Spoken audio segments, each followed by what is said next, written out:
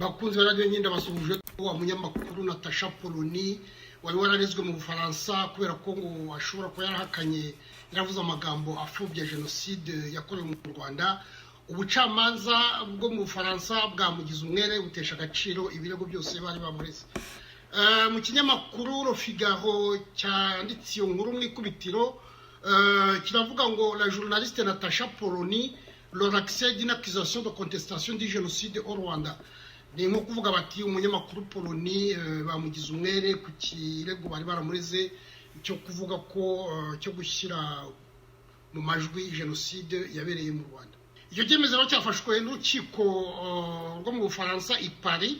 Icyo kinyamakuru Le Figaro dusomamo ko Natasha Polony yari yarakurikiranywe n'amashyirahamwe yo mu Bufaransa menshi avuga ko Natasha Polony yafobeje jenoside yakorewe abatutsi mu Rwanda muri 1994. Ngo n'ubwa mbere icyo kirego cyari kibaye. Icyo kinyamakuru kiravuga kiti icyemezo urukiko rwafashe ni ukuvuga ko cyohereje ubutumwa abanyamateka abashakashatsi bwo kuvuga ko bashobora gukora kuri iriya nyito kuri iriya ngingo yerekeranye na jenoside yakorewe abatutsi mu Rwanda, ndetse bakagira icyo bayivugaho batagombye kujyanwa mu bucamanza. Ibyo rero byavuzwe n'umuntu uhagarariye la directrice de la rédaction, kuvuga umudamu uhagarariye kiriya kinyamakuru Marianne. Twibutse ko Natasha Polony bari baramureze bakurikije itegeko ryo mu 2017 ryashyizweho mu Bufaransa ryerekeranye n'ubwisanzure bw'abanyamakuru. Iryo tegeko rero ngo rihana umuntu wese uhakana ndetse agafobya cyangwa se agashaka gutesha agaciro. Baravuga ngo le fait de nier, minorer ou banaliser de façon outrancière tous les génocides reconnus par la France et pas seulement celui des Juifs pendant la Seconde Guerre mondiale.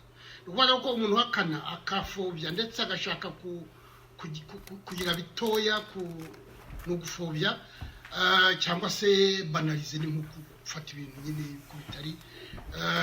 Bakavuga bati ibyo byose bireba za jenoside zose zabaye ku isi, ntabwo ari y'Abayahudi gusa. Ni itegeko rero bageze bari habugari kugira ngo rifate za jenoside zose zabaye ku isi. Uriya Natasha Polony rero afite imyaka 47, akaba ari ubwa mbere ngo yaragiye muri buriya bucamanza nyine bamurega kuba yarashyize mu majwi yo guhakana jenoside yabereye mu Rwanda. Ariya magambo rero bari barareze Natasha Polony yari yaravuze ngo ku itariki 18 z'ukwa gatatu 2018 kuri France Inter, Radio France Inter. Icyo gihe ngo yaravuze kuri jenoside yo mu Rwanda, ngo avuga ko abantu bagomba gucana ku maso ni ko umuntu yavuga, ngo bakareba neza ibyabaye mu Rwanda ibyari byo, kuko ngo ntabwo bihwanye no kuvuga ngo bamwe bari beza ngo abandi bari babi. Yarakomeje aravuga ati uko tubibona ati birababaje kubivuga, atari ku kigaragara nuko hari ngo des salauds face à d'autres salauds. Ukuvuga ati hari ibinyamaswa birwana n'ibindi bihanyanswa, ati ntabwo rero hamwe hari abeza abandi ngo babe bari. Aravuga ati il n'y avait pas d'un côté les gentils et de l'autre les méchants. Hamwe ntabwo hari abeza ngo ahandi habe babi cyangwa abagome, ati bose bari hahandi ni bose bari ibihanyanswa. Ayo magambo rero yatumye nyine amashyirahamwe menshi, ayo mashyirahamwe rero yamuhagurukiye, harimo ibuka yo mu Bufaransa nayo yatanze ikirego, hakabamo MURAP, ni Mouvement contre le racisme et l'amitié des peuples, ni kuvuga umuryango urwanya ivanguramoko ukita no ku mibanire y'abantu. Harimo Communauté Rwandaise de France, abanyarwanda nyine batuye mu Bufaransa, nabo bari bifatanyije na ibuka kugira ngo batanga icyo kirego. Urukiko rwo rwanzuye ruvuga ko Natasha Polony atigeze ahakana jenoside yakorewe abatutsi, ko ahubwo ayo magambo umuntu atagomba kuyakura mu byo Natasha Polony byose yasobanuraga, kuko iyo umuntu yafashe yonyine ko ari cyo kizana ikibazo. Ndetse ku itariki ya mbere n'iya gatatu Natasha Polony aburana, urukiko ndetse na parike yari yavuze iti Natasha Polony amagambo yavuze ntabwo ari amagambo meza, atari ko ntabwo umuntu yayitiranya no guhakana jenoside. Ati Natasha Polony avuga les salauds, ati yashaka kuvuga abantu bose bayoboye ari abayoboraga guverinoma y'icyo gihe, ari na FPR Inkotanyi ati kuko FPR Inkotanyi yakoze ibyaha by'inyo ku muntu byo kwica abantu ati kandi FPR yarimo abantu benshi b'abatutsi bategekwa na Paul Kagame ati bakoze ngo aravuga ngo elle se référait aux dirigeants noirs à la population et aux crimes du Front patriotique rwandais majoritairement tutsi de Paul Kagame commis pendant et après le génocide. Avuga ati yavugaga abantu bo muri FPR bakoze ibyaha bica abantu kandi iyo FPR ikaba yarimo abantu barimo benshi bari abatutsi bategekwa na Paul Kagame ati bakoze ibyaha mu ntambara babikora bakoze ibyaha mbere y'intambara bakora ibyaha mu ntambara na nyuma ya genocide bakomeza kwica abantu. Ibyo rero nyine nibyo bitashimishije zira nko mu mashyi zose za FPR. Parike yo mu Faransa rero yari yakoze iperereza ivuga ko yo ibona Natasha Polony yaravuze amagambo adasobanutse ariko ko nta kana rya genocide ryari ririmo. Mu Gifaransa baravuga ngo le ministère public avait qualifié les propos de la chroniqueuse de mots maladroits.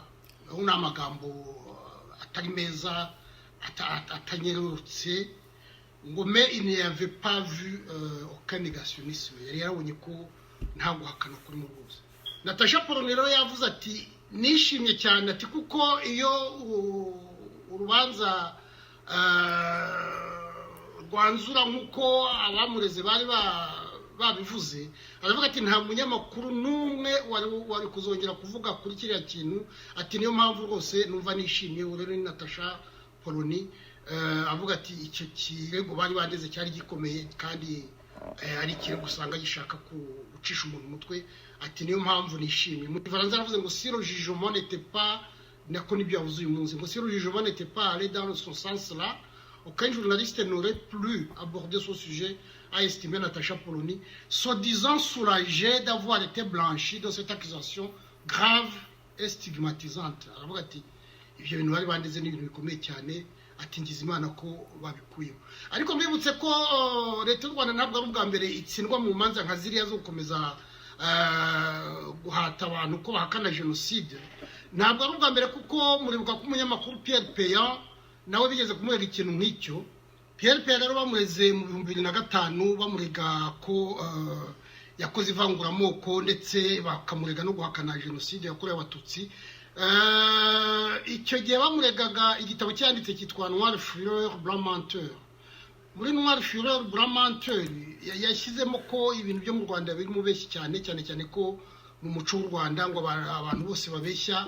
Icyo gihe rero yayishyizemo amagambo ya Antoine Nyetera avuga ati mu gitabo cya Nyetera tubara umututsi w'ibwami ati tubonamo ko abanyarwanda batavuga ukuri bakunda kubeshya ati nukuvuga rero ko ni umuco w'ubuhake bakomeje gukorana mbese yashaka kwerekana ko ibintu bavuga byinshi mu Rwanda baba babeshya. Icyo gihe rero yagarutse kuri genocide avuga ko harimo ibintu byabeshya bimwe bayitirira. Icyo gihe naho baramuzambije biratinda kuko icyo gitabo cye ndetse abantu benshi hari umunyamakuru umwanditsi n'umushakashatsi witwa Robert Forisson yaravuze ngo igitabo cya Pierre Peyan ngo ni nka Mein Kampf muribuka ko ari cyo gitabo cya Hitler yari yashyizemo ko azakora genocide y'abayahudi. Ngo rero Robert Forisson ngo yaravuze ngo murebe ngo usimbuje ngo ahantu hari abayahudi ngo agenda ushyiraho tutsi ngo usanga igitabo cya Pierre Peyan neza ngo kimeze nka Mein Kampf. Urwo rubanza rero rwarakomeje noneho Pierre Peyan bamukuriraho ibihano ikirego bagitesha agaciro bajuriye rero bigera mu 2019 ku itariki ya 18 y'ukwezi kwa 11 mu 2009 niho urukiko n'ubundi rwatesheje agaciro ikirego bari bareze Pierre Peyan. Icyo gihe rero Pierre Peyan yaburanirwaga n'umwunganizi w'amategeko witwa Florence Bourg. Hanyuma SOS Racisme yari yareze Pierre Peyan umuryango wo mu Faransa wari ufite avoka witwa Leif Forster. Sharon na mu 2002 nawe yararezwe aregwa cyane nawe guhakana genocide yakorewe abatutsi. Icyo gihe nawe yaramaze gusohora igitabo cyitwa Rwanda le secret du génocide rwandais.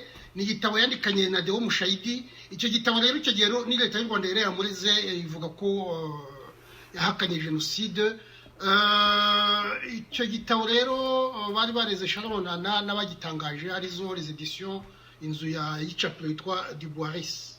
Icyo kirego ariko abavoka ba Onana ngo barakize bageze aho baravuga bati babwira leta y'u Rwanda bati nyamara ibintu ntabwo muzabitsinda n'imwirorerere n'amafaranga yanyu mujye gupfusha ubusa, kuko icyo gihe avoka wabo ngo yitwaga bari bafite abavoka babiri, hari Maître Xavier Frécheux n'uwitwa Karine Doutrepont. Icyo gihe ngo bandikiye bagenzi babo bagomba kuburanira Onana, uwitwa Maître Eric Emmanuel Soha waburaniraga Onana na za edition Dubois. Barandika baravuga bati tumaze kubona dosiye tukareba n'igitabo tukagisoma tukareba ibirego uko bimeze mu ngingo zabyo zose, bati turamenyesha ko ikirego twebwe tugikuyeho. Amategeko rero ngo arabibemerera, nuko ikirego bagikuyeho. Baravuga bati ntabwo iki kirego tukitsimbarayeho turakiretse. Murumva rero ko ntabwo ari ibintu byoroshye, kubera ko ndetse na hano mu Bubiligi yigeze kuba mu rubanza nk'urwo ngurwo, aho ambasaderi Bihozagara akiri hano muri ambasade i Buruseli mu Bubiligi. Muzi ko ambasaderi Bihozagara aguye i Burundi, Imana imwakire. Icyo gihe nawe yareze umunyamakuru witwaga Marie Roger Biro wandikaga ikinyamakuru cyitwa Afrique International, nawe amurega ngo ko ashaka guhakana jenoside. Ambasade y'u Rwanda mu Bubiligi itanga ikirego. Icyo gihe rero hari mu 2001 Jacques Bihozagara yari ambasaderi hano, noneho Roger Biro yandika article mu kinyamakuru cyitwa Africa International, aravuga ngo Rwanda Jacques Bihozagara le double visage d'un nouvel ambassadeur. Icyo gihe Roger Biro yaravuga ati Jacques Bihozagara, icyo gihe mwibwe ko ari ministre ushinzwe impunzi n'ibiza, aravuga ati Jacques Bihozagara niwe watanze amategeko bica abantu b'ikibeho, atabana abasaza bicamwa abantu benshi. Ibintu by'ikibeho murabizi, muzi ko mu nkambi za Kibeho bishemwe abantu barenga 10,000 babarashe, ku buryo hari mu kwezi kwa kane mu 1995. Bihozagara rero ararega aravuga ati Roger Biro yanshebeje, ati none ndagira ngo nawe tuburane. Icyo gihe rero mu Bubiligi hano ubucamanza bwabiteje agaciro, buvuga ko nta kintu na kimwe kirimo cyerekana ko Bihozagara yaba hari ikintu kibamukoreye, ndetse icyo gihe bamuca n'amahazabu y'amayero 338 y'urukiko.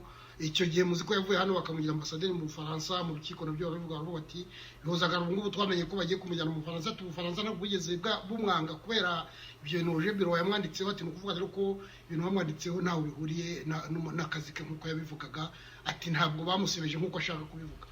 Yamwanditse rero Sharon nawe cyamuriho n'akabando, kuko muri uku kwezi kwa kane muri 2024, kuvuga mu kwezi gushize, barongeye baramurega nkuko tubisoma mu kinyamakuru cya Survie. Baravuga ngo l'écrivain et polémiste Sharon Nana a été mis en examen pour contestation de crimes contre l'humanité. Il est poursuivi par Survie, la Ligue des droits de l'homme, la Fédération internationale des droits de l'homme, pour des propos niant le génocide perpétré contre les Tutsis dans son livre La vérité sur l'opération turquoise, quand les archives parlent, paru en 2019.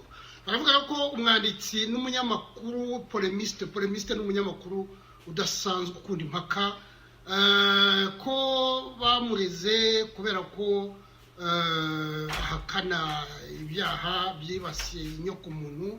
Akaba rero yarezwe n'imiryango itagira aho ibogamiye, ariwo Survie, umuryango uharanira uburenganzira bw'ikiremwamuntu, n'umuryango mpuzamahanga nawo uharanira uburenganzira bw'ikiremwamuntu.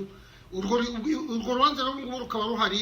Ni ukuvuga ko Sharon Nana ubu ngubu bagomba kuba nk'uko bigenda mu Bufaransa, buriya babihaye uwo bita juge d'instruction, ugomba kwiga ikibazo akareba niba koko ikirego gikwiye, kuko babyita instruire à charge à décharge. Ni ukuvuga ko areba ibyo bamurega, akareba no ku rundi ruhande niba koko icyo kibazo gifite ishingiro, noneho agatanga raporo. Yatanga raporo rero akaba ariho batangira urubanza. Murumva ko Sharon Nana ntabwo byoroshye, baracyamuriho n'akabando. twizere ko n'ubundi bazabitesha agaciro nk'uko byabaye muri ziriya manza zose twavuze. Iyi nkuru yigarutse kugira ngo mbereke nyine ko izi manza leta y'u Rwanda ishoramo abantu ipfusha n'amafaranga y'igihugu gusa, ubundi yagombye kubyihorera yego simvuga ko abantu bagomba guhakana jenoside yakorewe abatutsi, ariko hari igihe ishaka kongeraho ibindi bintu by'agakabyo. Ibyo bintu by'agakabyo kandi mvuga ko batagomba guhora bashaka ibintu by'agakabyo, kuko ibintu byose bikabirije biba bibi. Ngaho niyo nkuru nagira ngo tuvuge mu maguru mashya. Mwari kumwe na Musabyimana Gaspard, umugoroba mwiza no kuri mwese.